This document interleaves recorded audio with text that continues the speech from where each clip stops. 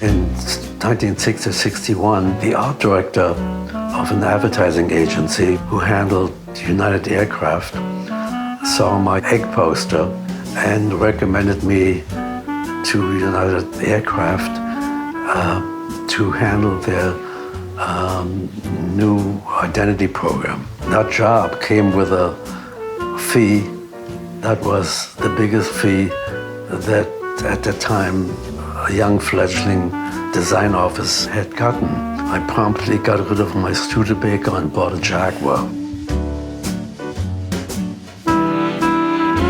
In 1955, I responded to a small ad in the classifieds in the New York Times, which was looking for an instructor to teach graphic design.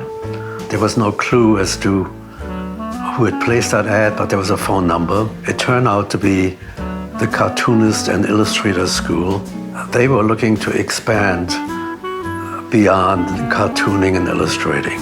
I taught a pilot class of 13 students. That's how the relationship started, and here we are today.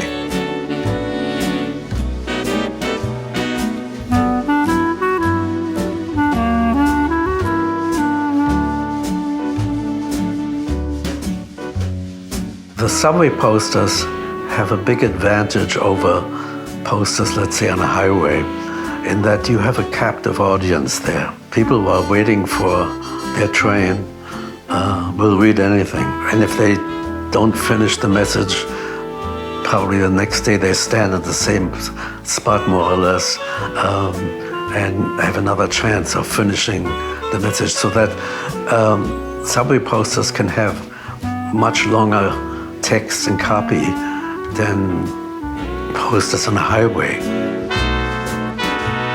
Silas was terrific, certainly one of the best people I ever worked with.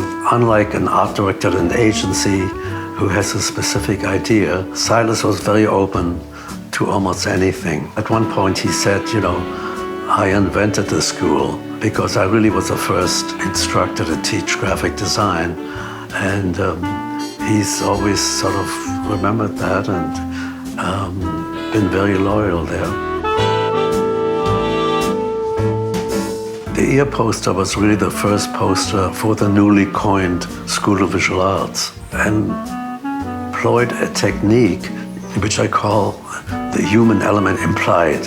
You don't see the person that scribbled the message on the wall, or that put the pencil on the ear. That person could be a man, could be a woman, it could be old, could be young, could be black, could be white. It could be the viewer.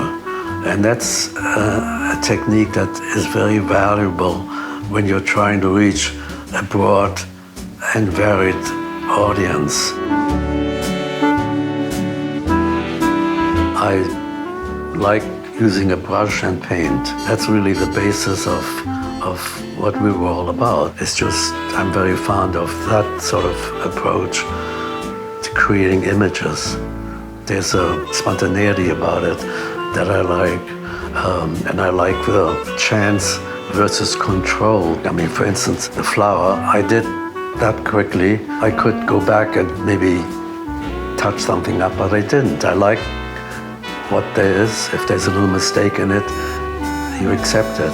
But it retains the spontaneity if you don't sort of tweak it too much.